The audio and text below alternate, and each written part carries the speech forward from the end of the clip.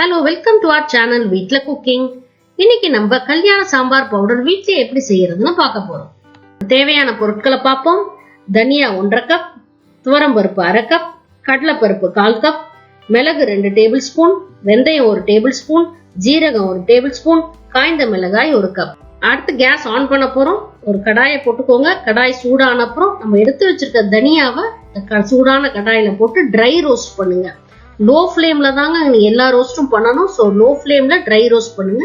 தொட்டு பாருங்க, தனியா சூடாயிடுச்சு அப்படின்னு தெரிஞ்சோடனே அதை எடுத்து ஒரு தட்டுல மாத்திக்கோங்க. அடுத்து நம்ம எடுத்து வச்சுக்க துவரம்பருப்பையும் கடலைப்பருப்பையும் ட்ரை ரோஸ்ட் பண்ணுங்க. ஞாபகம் வச்சுக்கோங்க, எல்லாமே லோ ஃப்ளேம்ல தான் பண்ணும். பருப்பு லைட்டா கலர் மாற ஸ்டார்ட் ஆயிடுச்சு. உடனே நம்ம எடுத்து ஒரு பிளேட்ல டிரான்ஸ்ஃபர் பண்ணிக்கிறோம்.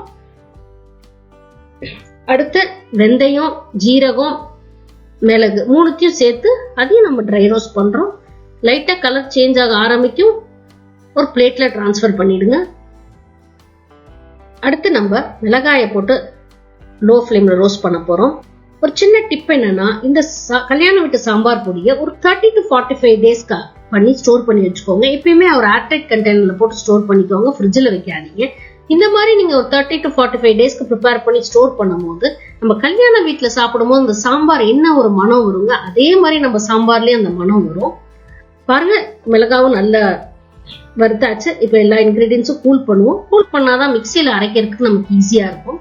எப்பயுமே ஞாபகம் வச்சுக்கோங்க, ஃபர்ஸ்ட் மிளகாயை போட்டு ஒரு ரவுண்ட் அரைச்சிட்டு தான் மற்ற இன்கிரீடியன்ஸை போட போறோம். மிளகாய் அரைஞ்சிருச்சுங்க. இதுல 1 டேபிள் ஸ்பூன் மஞ்சத்தூளையும் சேர்த்து மிச்ச இன்கிரீடியன்ஸ் எல்லாமும் இதுல போட்டு மிக்சியில நல்லா அரைச்சிருங்க. நல்லா சாஃப்டா அரைச்சு எடுத்துக்கோங்க.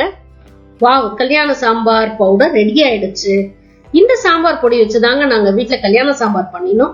அந்த வீடியோ 2 to 3 daysல உங்களுக்கு அப்லோட் பண்ணிடுறோம். ஸோ நம்ம சேனலை மறக்காம சப்ஸ்கிரைப் பண்ணுங்க. அப்பதான் நம்ம பண்ண சாம்பார் வீடியோவை அப்லோட் பண்ண அப்புறம் உங்களுக்கு அது நோட்டிபிகேஷன்ல வரும். இந்த வீடியோ உங்களுக்கு ரொம்ப பிடிச்சிருந்தா நம்ம சேனலை லைக் பண்ணுங்க, சப்ஸ்கிரைப் பண்ணுங்க, ஷேர் பண்ணுங்க.